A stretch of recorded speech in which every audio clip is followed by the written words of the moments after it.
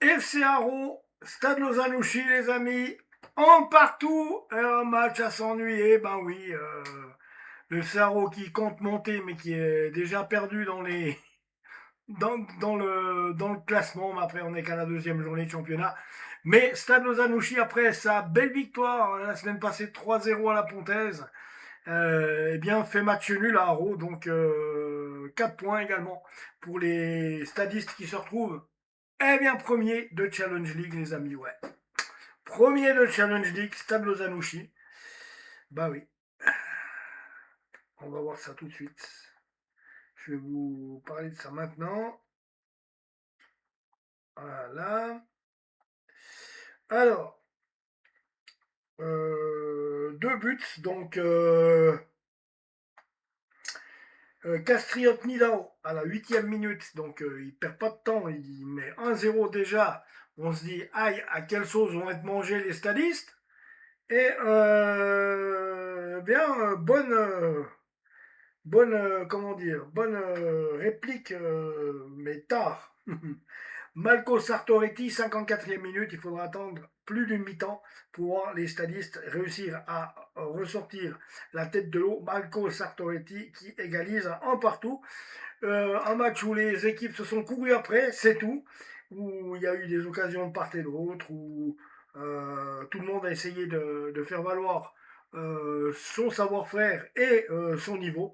Donc alors, on va regarder déjà du côté des compositions d'équipe. Donc, les Lausannois, eux, les stadistes, se présentaient en 3-4-3-1.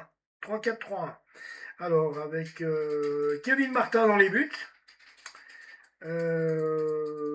Moussadek, Souter et Barbet en défense, Bouchlarem, Conus, Dousuena et Bas en milieu de terrain. Et en attaque, on trouvait Freita, Sartoretti, Garcia. Donc voilà. Côté argovien, donc le FC Haro, Veličković dans les buts, c'était un 5-3-2-3. Alors, Dickenman, Müller, Thaler, Guzzo, Seniort, Ndo, l'auteur du but à la 8e minute. Ndo, donc Petit, Taïri, et puis en attaque, on trouvait Afrié et Baturina. Voilà, pour ce qui en était du FC Haro. Donc voilà.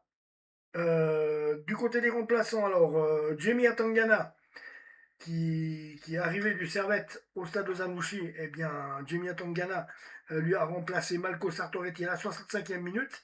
À la 74e minute, Fabio Morello a remplacé Lusuena. Et Jordi Tur, à la 84e minute, a remplacé Conus. Dani da Silva, mon ami de Valorbe, est donc resté sur le banc, ainsi que Lavdrim Ayrulaou. Donc voilà. Damian Kocic, Damian Koric était sur le banc argovien, ainsi que Henri Quad, Jasper van der Werf et Elia Jordan. Donc Damian Koric, qui a pris un carton jaune, a remplacé à la 59e minute, puisqu'il y a eu un double changement, Petit. Et Henri Quad, à la 59e minute aussi, a remplacé Baturina. Jasper van der Werf a remplacé, lui, Taïri, par contre, à la 73e minute. Elia Jordan, à la 85e minute, a remplacé Dickenman. Et voilà, pour ce qui est du match entre le Stade de Zanouchi et le FC Haro, pas grand-chose à en dire. On va regarder peut-être un petit peu le... Ouais. On va peut-être un petit peu regarder le... Voilà. Alors, je